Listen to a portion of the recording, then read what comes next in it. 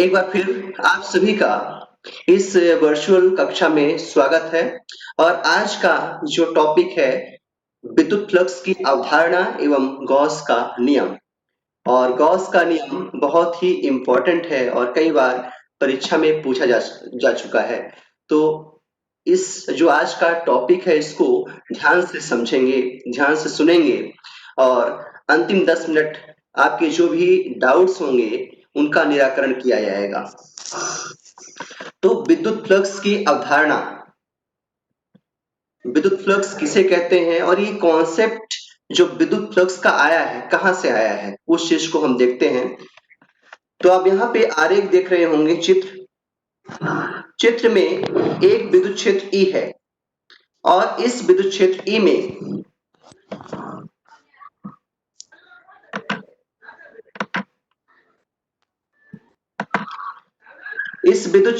में ये देखिए जो रेखाएं बनाई गई हैं लेफ्ट टू राइट, ये विद्युत क्षेत्र ई के लिए है।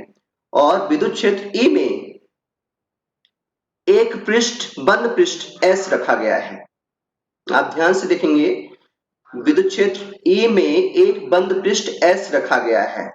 अब जब कोई पृष्ठ विद्युत क्षेत्र ई में रखा जाता है तो उस पृष्ठ से विद्युत बल रेखाएं गुजरती हैं। जैसे कि हमने पिछली कक्षाओं में चर्चा की है कि यदि किसी भी धातु को यदि हम विद्युत क्षेत्र में रखते हैं तो वो धातु क्या हो जाता है, आवेशमय हो जाता है, उसमें आवेश उत्पन्न हो जाता है। तो यहाँ पर देखो एक पृष्ठ S रखा गया है और पृष्ठ S कहाँ रखा गया है, विद्युत क्षेत्र E में। तो पृष्ठ S से विद्युत बल रेखाएं गुजरती हैं। अब यहाँ पर जो विद्युत फ्लक्स का कॉन्सेप्ट है, अवधारणा कहाँ से उत्पन्न हुई उस चीज को हम देखेंगे।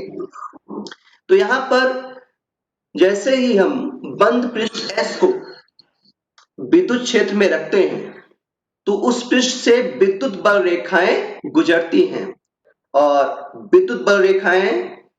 कुछ विद्युत बल रेखाएं उस पृष्ठ के से कुछ कोण बनाएंगी, कुछ विद्युत बल रेखाएं उस पृष्ठ के लंबवत होंगी और कुछ विद्युत बल रेखाएं उस पृष्ठ के समांतर होंगी। लेकिन हमें कौन सी विद्युत बल रेखाएं देखना है, हमें ऐसी विद्युत बल रेखाएं देखनी है जो उस पृष्ठ के अभिलंबवत होती हैं, अर्थात लंबवत होती हैं।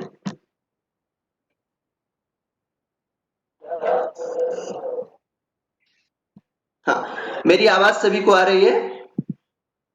यस। ओके। तो जैसे बंद पृष्ठ को विद्युत क्षेत्र में रखते हैं तो ऐसी विद्युत बल रेखाएं जो बंद उस पृष्ठ के अभिलंबवत होती हैं उन्हें हम बोलते हैं विद्युत फ्लक्स। तो विद्युत फ्लक्स क्या होती हैं? विद्युत फ्लक्स किसी पृष्ठ से गुजरने वाली ऐसी लंबवत रेखाएं हैं जो विद्युत फ्लक्स पृष्ठ से गुजरने वाली लंबवत रेखाएं होती हैं और ये रेखाएं क्या है? विद्युत बल रेखाएं। तो यहाँ पर देखिए विद्युत बल रेखाओं का जो सूत्र है वो हम कैसे ज्ञात करते हैं विद्युत फ्लक्स का। अभी मैंने बताया विद्युत फ्लक्स क्या होता है। विद्युत फ्लक्स क्या होता है? विद्युत फ्लक्स ऐसी विद्युत बल रेखाएं हैं जो किसी पृष्ठ से लंबवत गुजरती हैं और पृष्ठ कहां पर रखा होता है? विद्युत क्षेत्र में रखा होता है। अब यहाँ पर चित्र में ध्यान से देखेंगे, जो ई की दिशा है वो लेफ्ट टू राइट है। हमने एक पृष्ठ S लिया है जो विद्युत क्षेत्र ई में रखा हुआ है और इस पृष्ठ S का एक छोटा सा भाग ds लिया है हमने। इस पृष्ठ S का एक छोटा सा भाग ds है। जो विद्युत क्षेत्र की दिशा है वो लेफ्ट टू राइट है। आप ध्यान से हाइलाइटर को देखेंगे, जो विद्युत क्षेत्र की ई की दिशा है वो लेफ्ट टू राइट है और ds क्या है? S का एक छोटा सा भाग है। जो ds है S का एक छोटा सा भाग है। S एक पृष्ठ है और ds S का छोटा सा भाग। तो जो क्षेत्र सदिश होता है, हमेशा ध्यान रखिएगा, क्षेत्र सदिश क्षेत्र सदिश हमेशा क्षेत्र के लंबवत होता है। जैसे यहाँ पे ds हमने एक क्षेत्र बनाया है, एरिया बनाया है, तो जो वेक्टर ds होगा इस ds के लंबवत होगा। अब यहाँ पे परपेंडिकुलर नहीं दिख रहा है क्योंकि ये 3D में है, लेकिन ये वेक्टर ds के लंबवत खींची गई एक रेखा है या रेखाखंड है, इस चीज को ध्यान रखेंगे। तो S एक पृष्ठ है जो विद्युत क्षेत्र E में रखा हुआ है और ds S का एक भाग है। यहाँ पे वेक्टर जो ds है इसको बोलते हैं क्षेत्र सदिश और वेक्टर ds के लंबवत है और ये हो गई विद्युत क्षेत्र की दिशा। अब यहाँ पर जो वेक्टर ds है, वेक्टर ds वेक्टर E के साथ थीटा कोण बना रहा है। ध्यान से चित्र को देखेंगे, जो वेक्टर E और ds के मध्य कोण कितना है, थीटा, अर्थात जो वेक्टर ds है E के साथ थीटा कोण बना रहा है, या बोल सकते हैं जो वेक्टर E है वेक्टर ds के साथ थीटा कोण बना रहा है। तो हम क्या करते हैं, ऐसी विद्युत बल रेखाएं लेते हैं जो वेक्टर ds के समांतर हो या वेक्टर ds की दिशा में हो। हमें ऐसी विद्युत बल रेखाएं लेना है जो ds की दिशा में हो। तो इसके लिए हम क्या करेंगे, E के दो घटक होंगे, E के दो घटक होंगे। देखो जो वेक्टर E है ds के साथ थीटा कोण बना रहा है, वेक्टर E ds के साथ थीटा कोण बना रहा है, तो E के दो घटक होंगे। पहला घटक क्या होगा, ds की दिशा में, क्योंकि इसके साथ ये कोण बना रहा है, और जो दूसरा घटक होगा वो पहला घटक है E cos थीटा ds की दिशा में और दूसरा होगा E sin थीटा। तो उस घटक से हमें मतलब नहीं है, हमें E के उस घटक से मतलब है जो ds की दिशा में हो। तो E का ऐसा घटक जो ds की दिशा में है वो होता है E cos theta.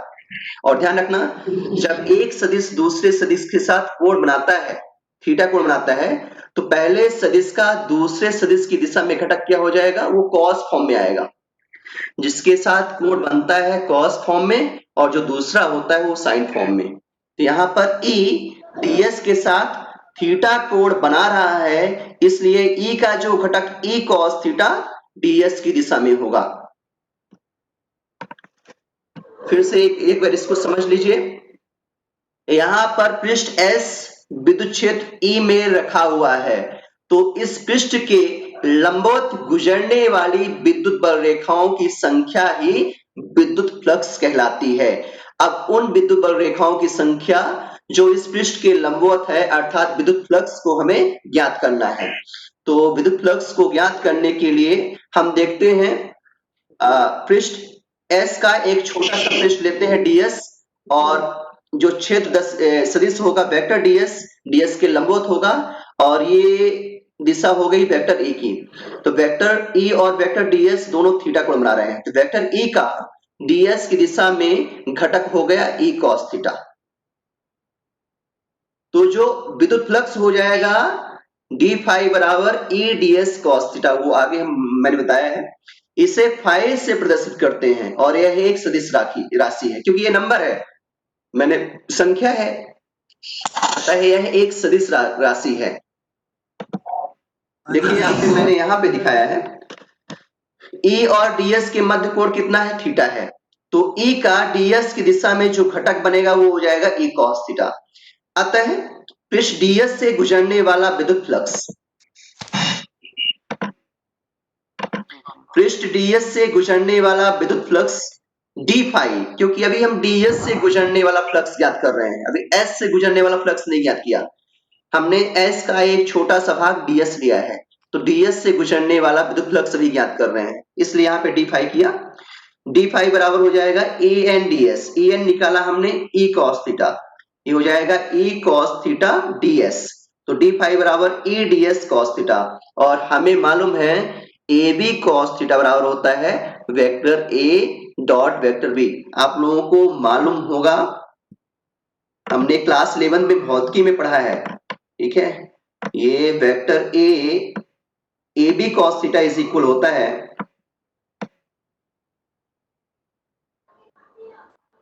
A B cos theta is equal vector A dot vector B, इसको बोलते हैं दो सदिशों का अदिश गुणनफल या डॉट प्रोडक्ट। तो vector A dot vector B होता है A B cos theta is equal to, यहां पर देखेंगे यहाँ पे है E D S cos theta, तो ये हो जाएगा vector E dot vector D S, vector E dot vector D S, ये डी फाई हो गया। बट हमें डी फाई नहीं निकालना है, फाई निकालना है। तो ये क्या हो जाएगा, इस छोटे से पृष्ठ डीएस से गुजरने वाला विद्युत फ्लक्स। अब हमें निकालना है पृष्ठ एस से गुजरने वाला विद्युत फ्लक्स। तो पृष्ठ एस से गुजरने वाले विद्युत फ्लक्स को ज्ञात करने के लिए जो अभी ये निकला है इसको हम समाकलित कर देते हैं। जैसे ही समाकलित कर देंगे तो आ जाएगा पृष्ठ एस से गुजरने वाला विद्युत फ्लक्स। तो हमें क्या निकालना था शुरुआत में, पृष्ठ एस से निकलने वाला विद्युत फ्लक्स निकालना था। तो हमने एक छोटा सा पृष्ठ लिया ds, तो पहले ds से निकलने वाला विद्युत फ्लक्स ज्ञात किया और उसका समाकलन कर देंगे तो यहां से हो जाएगा पृष्ठ s से निकलने वाला विद्युत फ्लक्स, गुजरने वाला, ये देखिए पृष्ठ s से गुजरने वाला संपूर्ण विद्युत फ्लक्स, ये फाई बराबर हो जाएगा, समाकलित कर दिया है बस, तो फाई बराबर समाकलन A D S cos theta. A D S cos theta को मैंने पहले ही बताया, क्या लिख सकते हैं, vector E dot vector D S, और इसका मात्रक होता है न्यूटन मीटर स्क्वायर पर कूलम विद्युत फ्लक्स का। तो ये जो मैंने अभी सूत्र लिखा मैंने यहाँ पे, इसको हमेशा ध्यान रखना है, यही आगे आपकी गॉस के थ्योरम में उपयोग में आने वाला है। क्योंकि अभी हम गॉस का थ्योरम हम बताएंगे। फाई बराबर होता है समाकलन ई डी एस कॉस थीटा, यहाँ पर जो थीटा है ई और डी एस के मध्य कोण है, यहाँ डी एस क्या है, पृष्ठ एस का छोटा सा भाग। तो फाई बराबर हम लिख सकते हैं समाकलन ई डॉट डी एस, मतलब विद्युत क्षेत्र की तीव्रता का क्षेत्र समाकलन विद्युत फ्लक्स कहलाता है। यहां से परिभाषित कर सकते हैं कि ये क्या है, विद्युत क्षेत्र की तीव्रता का क्षेत्र समाकलन, ये विद्युत क्षेत्र की तीव्रता का क्षेत्र समाकलन है, और विद्युत क्षेत्र की तीव्रता का क्षेत्र समाकलन ही क्या कहलाता है, विद्युत फ्लक्स। तो ये फाई बराबर समाकलन vector E dot vector D S, formula है अभी हम यूज करने वाले हैं गॉस के प्रमेय में, तो इसको ध्यान रखना है। तो फिर से एक बार इसको देख लेंगे। विद्युत फ्लक्स क्या होता है, ऐसी विद्युत बल रेखाएं जो किसी पृष्ठ के लंबवत गुजरती हैं। जब पृष्ठ कहां पर रखा हो, विद्युत क्षेत्र में रखा हो, तो जब पृष्ठ विद्युत क्षेत्र में रखा हो तो उस पृष्ठ से गुजरने वाली लंबवत विद्युत बल रेखाओं की संख्या को विद्युत फ्लक्स कहते हैं। जब पृष्ठ विद्युत क्षेत्र में रखा हो तो उस पृष्ठ से गुजरने वाली लंबवत विद्युत बल रेखाओं की संख्या को विद्युत फ्लक्स कहते हैं, और इसका फॉर्मूला होता है फाई बराबर समाकलन ई डी एस। हमने इसको कैसे निकाला है एक बार यहाँ पे शॉर्ट में देख लेंगे। हमने एक सरफेस लिया, क्या, एक सरफेस हमने लिया एस, ये एस एक सरफेस है, ठीक है, और ये कहां पर रखा है, विद्युत क्षेत्र ई में रखा है। ये जो सरफेस एस है विद्युत क्षेत्र ई में रखा है, तो जरूरी नहीं है कि सभी जो विद्युत बल रेखाएं हैं इस सरफेस के लंबवत होंगी, जो लंबवत है वही विद्युत फ्लक्स है, ठीक है।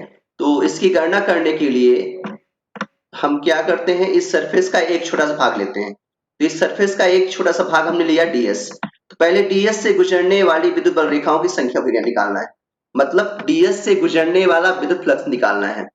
तो ये हो गई ई की दिशा, ये विद्युत क्षेत्र ई की दिशा है, और हमने यहाँ पर एक क्षेत्र लिया है ds s का एक छोटा सा भाग है। तो जो क्षेत्र सदिश होगा वेक्टर ds, हमेशा जो क्षेत्र सदिश होता है क्षेत्र के लंबवत होता है, इस चीज को ध्यान रखेंगे। ये हो गया सदिश ds, मान लेते हैं सदिश e और सदिश ds, मतलब वेक्टर e और वेक्टर ds के मध्य कोण थीटा है। तो e का ds की दिशा में घटक कितना हो जाएगा, e cos थीटा। e का ds की दिशा में दो घटक होते हैं हमेशा, एक होता है साइन फॉर्म में और एक होता है कॉस फॉर्म में। हमेशा ध्यान रखेंगे दो घटक होते हैं, एक कॉस फॉर्म में रहता है, एक साइन फॉर्म में रहता है, लेकिन जिससे साथ कोण बनता है वो कॉस फॉर्म में, और जिसका कोण नहीं बनता है वो दूसरा साइन फॉर्म में रहता है। तो यहाँ पर जो ई है ds के साथ थीटा कोण बना रहा है, इसलिए ई का घटक क्या होगा, ds की दिशा में कॉस फॉर्म में होगा, ई कॉस थीटा। तो ये हो जाएगा डी फाई बराबर, डी फाई मतलब ds से गुजरने वाला विद्युत फ्लक्स, डी फाई बराबर हो जाएगा ई कॉस थीटा ds।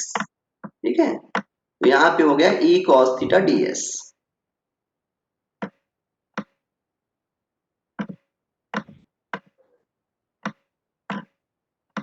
और ds को सामने कर लेंगे तो ई ds cos थीटा, ये हो जाएगा ई ds cos थीटा। और ई ds cos थीटा मैंने बताया vector E dot vector ds हो जाएगा, ये हो गया ई ds cos थीटा।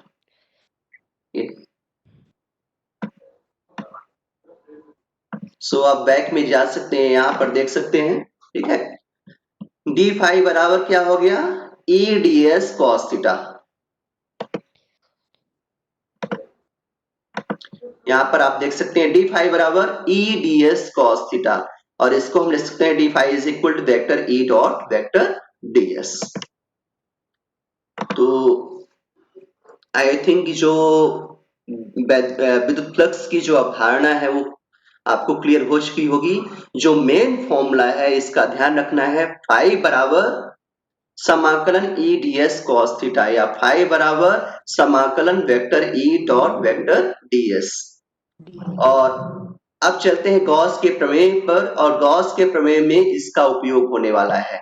और गॉस का प्रमेय बहुत ही आसान है, लास्ट में हम उसको समराइज भी करेंगे, और मुझे यकीन है कि आप लोगों को इसी कक्षा में गॉस के प्रमेय की प्रैक्टिस भी हो जाएगी। ठीक है, तो चलिए गॉस का प्रमेय हम देखते हैं।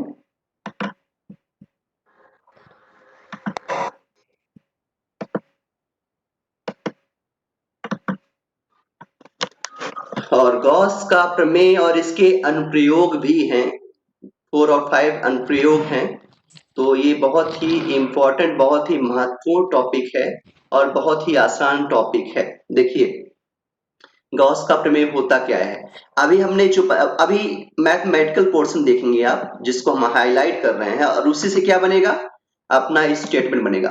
आपको स्टेटमेंट लर्न करने की आवश्यकता नहीं है, जो स्टेटमेंट बनता है वो मैथमेटिकल पोर्शन से बनता है, जो गणितीय फॉर्मूला दिया रहता है, गणितीय सूत्र दिया रहता है, उसी से स्टेटमेंट बनता है। इसलिए स्टेटमेंट आपको याद करने की आवश्यकता नहीं होनी चाहिए। यहाँ पर देखिए जो फाई क्या है, यहाँ पे मैंने बताया फाई क्या है, यहाँ पे विद्युत फ्लक्स, और विद्युत फ्लक्स किसी पृष्ठ से होकर गुजरता है। तो किसी बंद पृष्ठ से गुजरने वाला विद्युत फ्लक्स बराबर कितना होता है, 1/ε0 times the charge enclosed by the flux. मतलब किसी बंद पृष्ठ से गुजरने वाला विद्युत फ्लक्स उस पृष्ठ में जो आवेश है, उस आवेश का 1/ε0 टाइम्स होता है, इतना गुना होता है। किसी बंद पृष्ठ से गुजरने वाला विद्युत फ्लक्स उस बंद पृष्ठ के अंदर कुल आवेश का 1/ε0 गुना होता है। तो आप जो गणितीय सूत्र है इसी को बोलना है। फिर सुन लीजिए, फाई क्या हो गया, किसी बंद पृष्ठ से गुजरने वाला विद्युत फ्लक्स, और विद्युत फ्लक्स क्या होता है, विद्युत बल रेखाओं की संख्या जो पृष्ठ के लंबवत होती हैं, उससे बोलते हैं विद्युत फ्लक्स। विद्युत फ्लक्स बोले तो सिर्फ इतना समझना है, विद्युत बल रेखाओं की संख्या जो पृष्ठ के लंबवत होती हैं उसे विद्युत फ्लक्स कहते हैं। तो यहाँ पर क्या हो जाएगा, किसी पृष्ठ से गुजरने वाला विद्युत फ्लक्स उस पृष्ठ के अंदर कुल आवेश का 1/ε0 गुना होता है। और ε0 क्या होता है, मैंने कई बार ε0 की चर्चा की है। ये क्या है, वायु निर्वात की विद्युतशीलता है। मतलब वायु निर्वात में कोई चालक है तो उसकी चालकता कितनी है वो प्रदर्शित करता है ε0, है ना, इसको मैंने कई बार बताया है। ठीक है, किसी बंद पृष्ठ से गुजरने वाला विद्युत फ्लक्स उस बंद पृष्ठ के अंदर कुल आवेश का 1/ε0 टाइम्स होता है। और हमने अभी देखा कि फाई बराबर क्या होता है, समाकलन vector E dot vector DS, अथवा हम इसको लिख सकते हैं समाकलन vector E dot vector DS बराबर 1/ε0 क्यू। ये है गॉस का प्रमेय। अब इसकी हम उत्पत्ति देखेंगे, गॉस के प्रमेय की उत्पत्ति देखेंगे, ठीक है। और शायद अब ये सूत्र को देखकर आपको स्टेटमेंट बोलते बन जाए, स्टेटमेंट लिखते बन जाए, ठीक है। तो कभी भी रटने का प्रयास ना करें, हमेशा प्रैक्टिस करें, अभ्यास करें, अभ्यास से बहुत ही जल्दी बनता है। चलिए इसको इसकी उत्पत्ति करते हैं गॉस के प्रमेय की, और जैसा ही स्टेटमेंट है उसी के आधार पर हम उत्पत्ति भी करते हैं ना। स्टेटमेंट क्या है कि हमें एक बंद पृष्ठ लेना है, हमें एक बंद पृष्ठ लेना है और उसके अंदर एक आवेश को रखना है। जैसा स्टेटमेंट बोल रहा है, जैसा ये वाक्य बोल रहा है, वैसे ही हमें करना है। इस वाक्य के अनुसार क्या है, किसी बंद पृष्ठ से गुजरने वाला विद्युत फ्लक्स उस पृष्ठ के अंदर आवेश का 1/ε0 गुना होता है। तो हमें एक बंद पृष्ठ लेना है और उस पृष्ठ के अंदर एक आवेश को रखना है। और फिर यहाँ पर आप देख रहे हैं समाकलन vector E dot vector DS, और इसकी गणना कर देनी है। इसकी गणना करेंगे तो हमें 1/ε0 इंटू क्यू मिल जाएगा। बहुत आसान है, चलिए देखते हैं। देखिए जैसा ये वाक्य है, वाक्य के अनुसार हम चले, वाक्य के अनुसार हमें चलना है। जो वाक्य में था कि हमें एक बंद पृष्ठ लेना है, तो हमने एक बंद पृष्ठ क्या लिया है, गोला। इस गोले को आप देख सकते हैं, ये गोला है जिसकी त्रिज्या स्मॉल r है और इसका केंद्र O है, और केंद्र O में एक आवेश रखा हुआ है, दैट इज Q। तो हमने स्टेटमेंट के अकॉर्डिंग हमने क्या लिया, एक बंद पृष्ठ। यहाँ एक बंद पृष्ठ क्या लिया है, यहाँ पे S। तो ये बंद पृष्ठ S हो गया, हमने यहाँ पे S लिखा नहीं है, तो चलिए देख लेते हैं, इसको लिख देते हैं S ना। ये बंद पृष्ठ क्या हो गया, S। यह एक बंद पृष्ठ हो गया, और इस बंद पृष्ठ के केंद्र में एक आवेश हमने रखा है Q, और केंद्र है O। अब इस बिंदु O से R दूरी पर एक बिंदु P है, ठीक है। अब इस पृष्ठ S का एक छोटा सा भाग हमने लिया ds, क्योंकि सूत्र में ds उपयोग में आता है, इसलिए यहां पर ds को दिखाना बहुत जरूरी है। तो हमने एक बंद पृष्ठ S लिया और इस बंद पृष्ठ के केंद्र में चार्ज आवेश Q को रखा, और इस बंद पृष्ठ के केंद्र O से R दूरी पर एक बिंदु P लिया, ठीक है। अब यहां पर देखिए, जो सदिश क्षेत्र सदिश है, मैंने पहले ही बताया, जो क्षेत्र सदिश की दिशा क्या होती है, क्षेत्र के लंबवत होती है। यहाँ पर क्षेत्र क्या है, ds, तो जो वेक्टर ds है, ds की क्या होगा, लंबवत। और यहाँ पर चूंकि ये गोला है तो वेक्टर e भी लंबवत होगा, मतलब वेक्टर e और ds दोनों एक ही दिशा में होंगे। यहाँ पे वेक्टर e और वेक्टर ds दोनों एक ही दिशा में होंगे। अब जब दोनों एक ही दिशा में होंगे तो इनके बीच का कोण कितना हो जाएगा, 0 डिग्री। यहाँ पर ध्यान से देखिए, वेक्टर e और वेक्टर ds एक ही दिशा में है, तो इनके बीच जो कोण बनेगा 0, ठीक है। तो हम पहले क्या निकालेंगे, समाकलन e डॉट ds, ठीक है। तो उसको आगे सॉल्व करेंगे, देखते हैं आगे। तो ये चित्र समझ में आ गया। ये एक पृष्ठ, बंद पृष्ठ S है, इसके केंद्र में आवेश Q लिया गया है और इस बंद पृष्ठ की त्रिज्या R है, ठीक है। यहाँ पर पृष्ठ में एक बिंदु P लिया है, तो जो क्षेत्र सदिश वेक्टर ds है और E दोनों एक ही दिशा में होंगे। तो यहाँ पर माना एक बिंदु आवेश Q एक गोले के केंद्र में स्थित है जिसकी त्रिज्या R है। माना E गोले के पृष्ठ के बिंदु P पर विद्युत क्षेत्र की तीव्रता है। तो विद्युत क्षेत्र की तीव्रता का सूत्र मालूम है आप लोगों को, E बराबर क्या होता है, 1/4πε0 Q अपॉन R स्क्वायर। ये विद्युत क्षेत्र की तीव्रता का सूत्र होता है। तो बिंदु P पर यदि हम चित्र में जाते हैं, आप चित्र को ध्यान से देखिए, यहाँ प्लस क्यू आवेश है, प्लस क्यू आवेश से r दूरी पर बिंदु P है, तो बिंदु P पर तीव्रता यदि हम देखेंगे कितना हो जाएगा, E बराबर 1/4 pi epsilon not Q upon R square, ठीक है। और इसको मैंने पहले ही बताया है, ये विद्युत क्षेत्र की तीव्रता का सूत्र भी होता है, E बराबर 1/4 pi epsilon not Q upon R square. ये बिंदु P पर तीव्रता हो गई।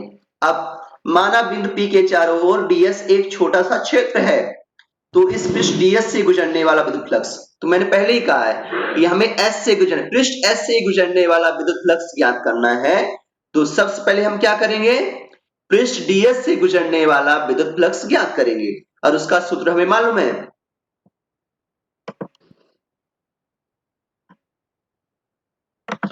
यहां पर देखिए, पृष्ठ ds से गुजरने वाला विद्युत फ्लक्स d फाई बराबर vector a dot vector ds, जैसा कि हमने अभी बताया, मैंने विद्युत फ्लक्स की जो परिभाषा बताई है उसमें ये सूत्र लिखा था, वेक्टर d फाई बराबर vector e dot vector ds, और vector d phi is equal to हो जाएगा e ds cos 0। और मैंने चित्र में आपने देखा कि ये गोला है, इसलिए जो क्षेत्र सदिश होगा वो लंबवत होगा और उसी दिशा में वेक्टर E भी होगा, मतलब E और ds एक ही दिशा में है।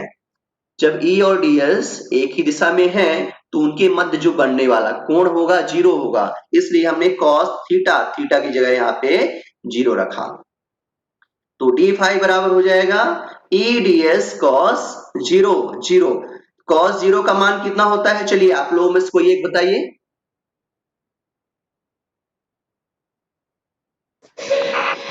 चलिए बोलिए, cos 0 का मान कितना होता है, cos 0 डिग्री हाँ 1 होता है ना, cos 0 डिग्री का मान 1 होता है, तो इसलिए यहाँ पे हो जाएगा d फाई बराबर e ds, d फाई बराबर e ds। हमें क्या मिला, छोटे से पृष्ठ ds से गुजरने वाला विद्युत फ्लक्स, अभी हमें मिला है छोटे से पृष्ठ ds से गुजरने वाला विद्युत फ्लक्स, बट हमें ज्ञात क्या करना है, पृष्ठ s से गुजरने वाला विद्युत फ्लक्स ज्ञात करना है। तो पृष्ठ s से गुजरने वाला विद्युत फ्लक्स ज्ञात करने के लिए मैंने पहले बताया, इसमें समाकलन कर देंगे इसका। जब हमें पृष्ठ S से गुजरने वाला विद्युत फ्लक्स ज्ञात करना होगा, तो पहले हम निकालेंगे पृष्ठ ds से गुजरने वाला विद्युत फ्लक्स, फिर उसका समाकलन कर देंगे तो आ जाएगा पृष्ठ S से गुजरने वाला विद्युत फ्लक्स। तो चलिए देखिए, पृष्ठ S से गुजरने वाला विद्युत फ्लक्स फाई बराबर समाकलन d फाई, क्या हो जाएगा, समाकलन d फाई, ठीक है। तो फाई बराबर e का मान यहाँ पे रख दिया है हमने, e का मान क्या होता है, 1/4 pi epsilon not Q upon R square, e का मान रख दिया और ds पहले से था। अब यहाँ पे 1/4 pi epsilon not Q upon R square, ये आ जाएगा बाहर, इसका कोई रोल नहीं है, और समाकलन ds, समाकलन ds अंदर रहेगा। अब समाकलन ds का मान क्या होता है, देखिए जो ds जो छोटा सा भाग है, किसका भाग है, कोई बताएगा यहाँ पे, जो हमने ds का जो भाग लिया है किसका है, ये विद्युत फ्लक्स का। जो हम ds एक भाग लिए हैं किसका है, विद्युत फ्लक्स का एक छोटा सा भाग है। छोटा भाग नहीं, पृष्ठ S का छोटा सा भाग ds है, किसका है, पृष्ठ S का। विद्युत फ्लक्स क्या है, विद्युत फ्लक्स होती हैं विद्युत बल रेखाएं, ऐसी विद्युत बल रेखाएं जो पृष्ठ के लंबवत होती हैं उसे विद्युत फ्लक्स कहते हैं। यहाँ पर जो ds है ये S का छोटा सा भाग है, और S यहाँ पे क्या है, गोला है। हमने यहाँ पर जो पृष्ठ S लिया है वो गोला लिया है, और गोले का पृष्ठीय क्षेत्रफल क्या होता है, 4 पाई R स्क्वायर। यहाँ पर देखिए, यदि एक गोले के छोटे से भाग का समाकलन करते हैं, समाकलन जोड़ने का काम करता है, यदि एक कण का हम समाकलन करते हैं तो एक निकाय बनता है, ध्यान रखिएगा हमेशा फिजिक्स में, समाकलन जोड़ता है और अवकलन घटाता है, मतलब समाकलन जोड़ता है तो अवकलन तोड़ता है। यदि हम छोटे से कण का समाकलन करते हैं तो एक निकाय बनता है। यहाँ पर ds किसका भाग है, s का, जो पृष्ठ ds है पृष्ठ s का भाग है, यदि हम पृष्ठ एस डीएस का समाकलन करते हैं तो बनता है पृष्ठ एस, और पृष्ठ एस का क्षेत्रफल कितना है 4 पाई आर स्क्वायर। ध्यान, गोले का पृष्ठीय क्षेत्रफल कितना होता है, गणित में पढ़े होंगे आप लोग, गोले का पृष्ठीय क्षेत्रफल 4 पाई आर स्क्वायर। तो यहाँ पर देखिए समीकरण में समाकलन डीएस का मतलब होता है गोले का पृष्ठीय क्षेत्रफल। डीएस गोले का एक भाग है, और यदि एक समाकलन कर देंगे तो ये बन जाएगा गोला। ठीक है, गोले के एक भाग का समाकलन करने पर गोला बनता है, और गोले का पृष्ठीय क्षेत्रफल होता है 4 पाई आर स्क्वायर। मतलब समाकलन डीएस का मान हो गया 4 पाई आर स्क्वायर, और इसी मान को समीकरण 1 में रख देंगे। तो देखिए इसी मान को समीकरण 1 में रखने पर इतना आ गया सभी को समझ में, कि फिर से समझाएं? नहीं। एक बार फिर से देख लीजिए।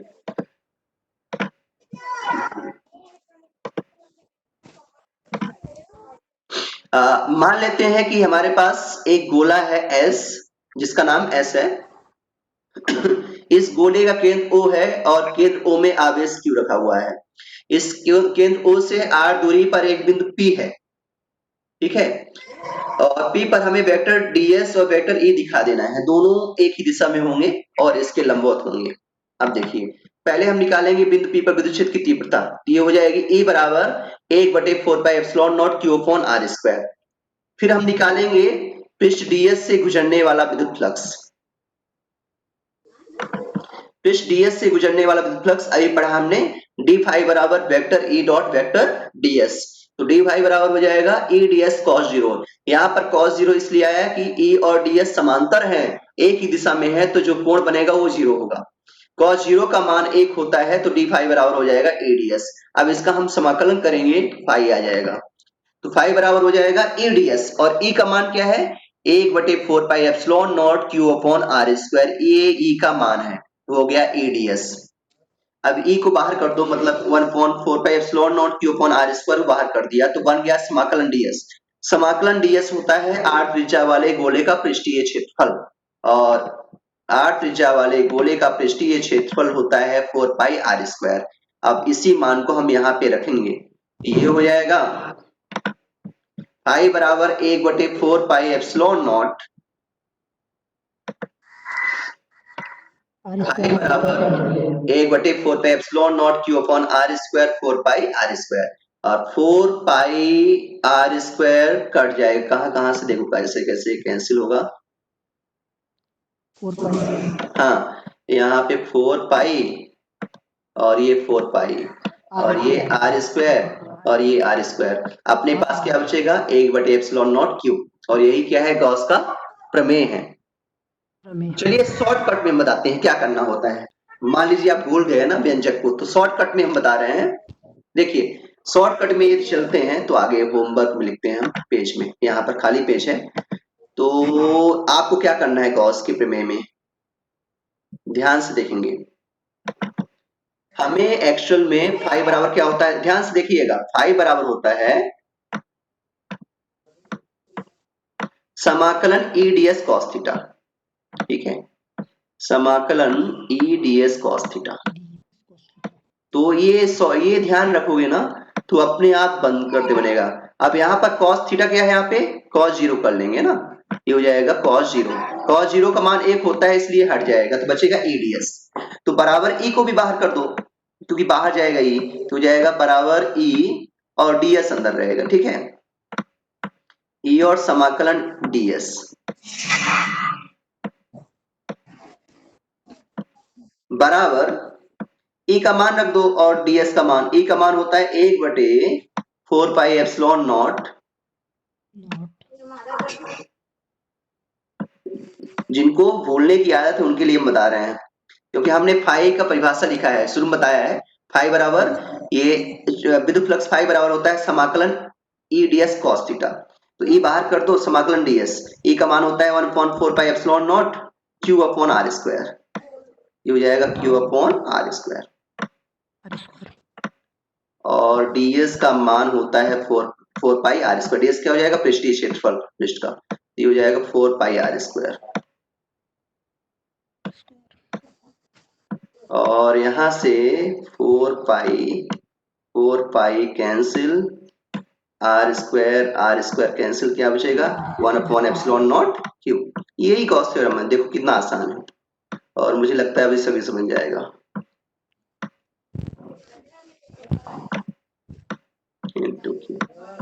और यही क्या है गॉस का प्रमेय, मतलब किसी बंद पृष्ठ से गुजरने वाला संपूर्ण विद्युत फ्लक्स,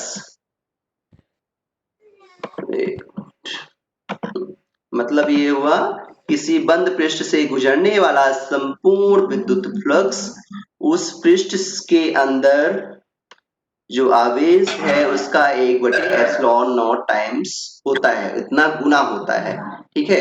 और यही क्या था गॉस का प्रमेय, और मुझे लगता है कि सभी को अच्छी तरह से समझ में आ गया होगा। और अभी किसी को ये समझ नहीं आता है क्योंकि गॉस का ये जो प्रमेय है बहुत ही महत्वपूर्ण है, बहुत ही अच्छा प्रमेय है, बहुत ही महत्वपूर्ण है। और इस प्रमेय का उपयोग हम आगे अभी करने वाले हैं, क्योंकि 3-4 डेरिवेशन याद करेंगे, डेरिवेशन निकालेंगे, उसमें इस प्रमेय का उपयोग बहुत अधिक हुआ है। इसलिए यदि किसी की समझ नहीं आया है, किसी को यदि किसी प्रकार की कोई भी शंका है, डाउट है, तो वो यहाँ पर पूछ सकते हैं। चलिए, यदि आप पूछिए, नहीं पूछेंगे तो हम यहाँ से पूछेंगे फिर। चलिए,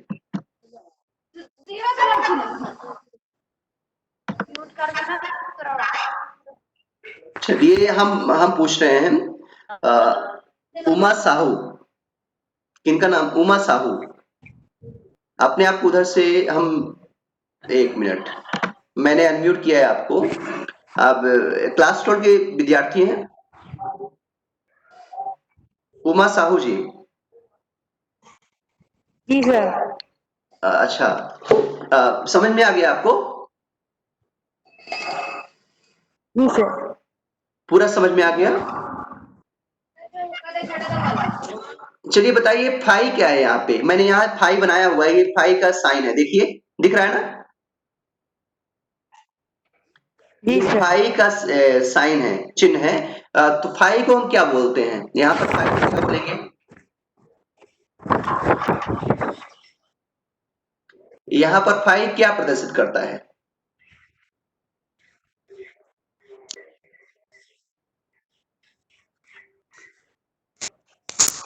कोई दूसरे विद्यार्थी बताएंगे यहाँ पर फाई क्या प्रदर्शित करता है? विद्युत फ्लक्स। हाँ, विद्युत विद्युत फ्लक्स को ना, किसी पृष्ठ से गुजरने वाला, किसी बंद पृष्ठ से गुजरने वाला विद्युत फ्लक्स है। बट ध्यान रखना फाई किसी पृष्ठ से गुजरने वाला विद्युत फ्लक्स है, बस इतना ही है, ठीक है। और यह किस प्रकार की राशि है, सदिश है कि अदिश है?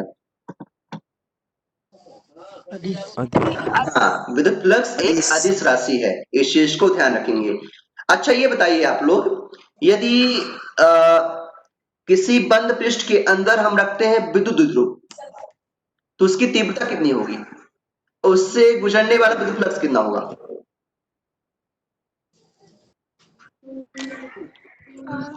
जीरो होगा। रीजन ये क्या है कि जो विद्युत द्विध्रुव है यदि अंदर है तो उसमें 2 आवेश होते हैं, माइनस और प्लस, दोनों समान और अपोजिट होते हैं, इसलिए दोनों एक दूसरे को कैंसिल कर देंगे, जीरो होता है, ठीक है। तो किसी को डाउट पूछिए, 4 बजने वाले हैं, फिर हम अपना क्विज शुरू करेंगे। किसी को इस प्रकार की कोई समस्या हो?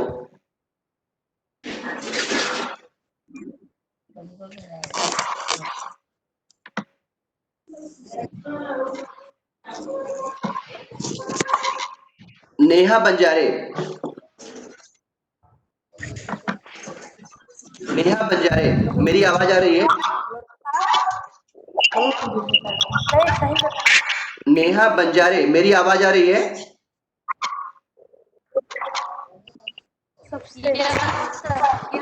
चलिए, मेरा क्वेश्चन है यहाँ पे ई लिखा हुआ है, ई किसको प्रदर्शित करता है? क्षेत्र की तीव्रता। हाँ, विद्युत क्षेत्र की तीव्रता, बहुत बढ़िया, विद्युत क्षेत्र की तीव्रता को प्रदर्शित करता है। चलिए, देन यहाँ पे सोनम साहू, सोनम साहू जी, यहाँ बताना है आपको डीएस, डीएस यहाँ पे क्या है?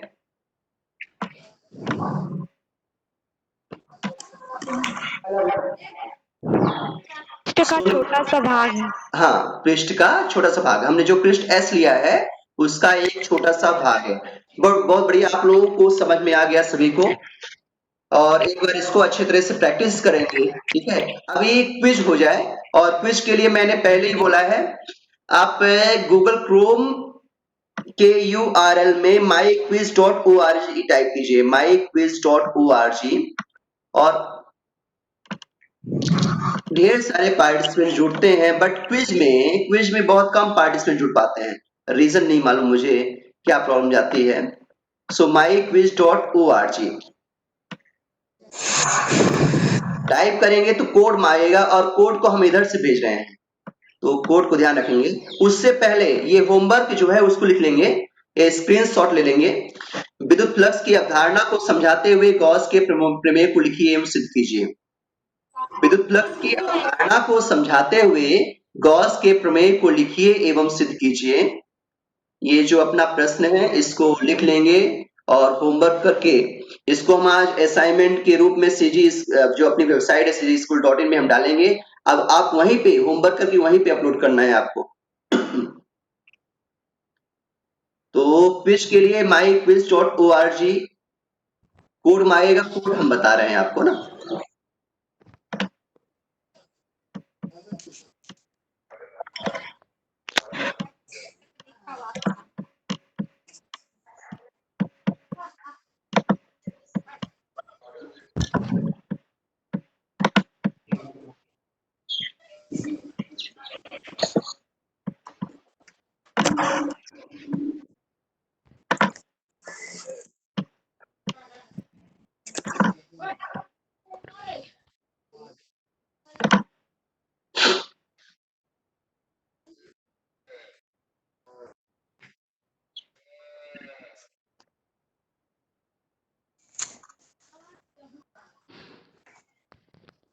चलिए, कोड दिख रहा होगा आपको, 304008, 304008, 304008। सभी लोग कोड लिख लेंगे, 304008। इसमें लिखना है सर। आप गूगल क्रोम में myquiz.org में जाएंगे ना, myquiz.org, तो myquiz myquiz.org,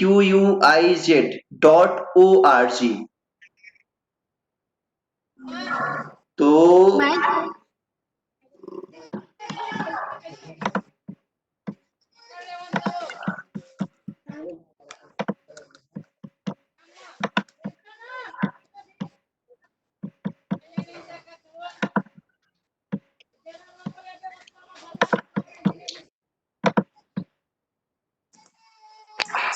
बोलिए ना।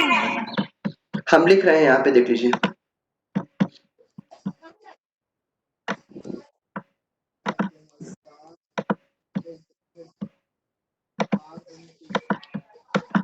हो गया myquiz.org।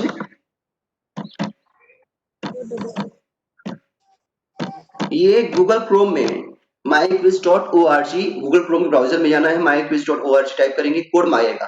कोड हम यहाँ यहीं पे लिख दे रहे हैं।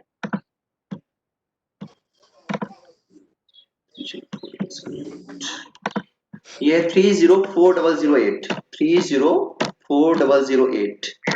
आप कोड जैसे ही डालते हैं ना, ज्वाइन का ऑप्शन होगा, ज्वाइन करेंगे, उसके थोड़ा फॉर्मेलिटीज मांगेगा, उसका बाद स्टार्ट हो जाएगा। स्टार्ट कब होगा? जब हम यहाँ से स्टार्ट करेंगे। तो हो गया सभी से, अब शुरू करने वाले हैं हम। चलिए स्टार्ट करने वाले हैं।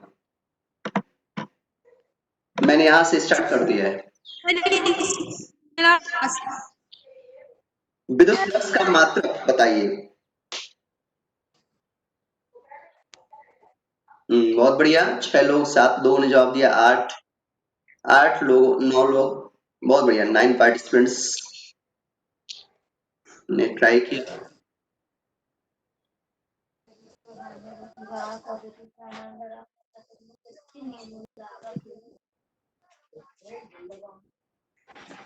हम्म, 66.7% लोगों ने सही आंसर किया।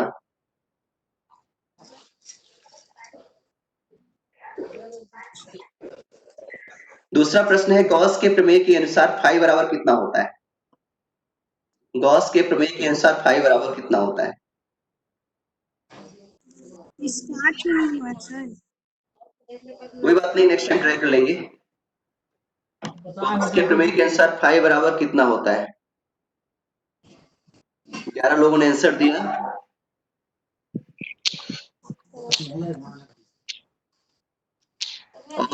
और सभी पार्टिसिपेंट ने सही आंसर दिया, बहुत बढ़िया।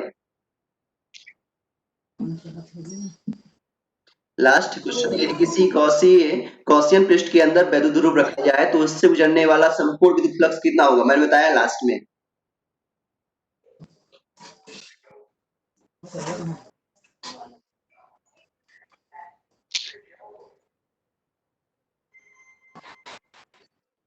इस बार भी 11 लोगों ने आंसर दिया।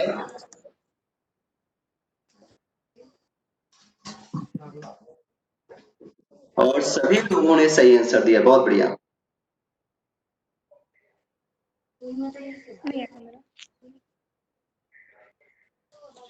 और आज के विनर समीर गुप्ता, ये हैं आज के विनर।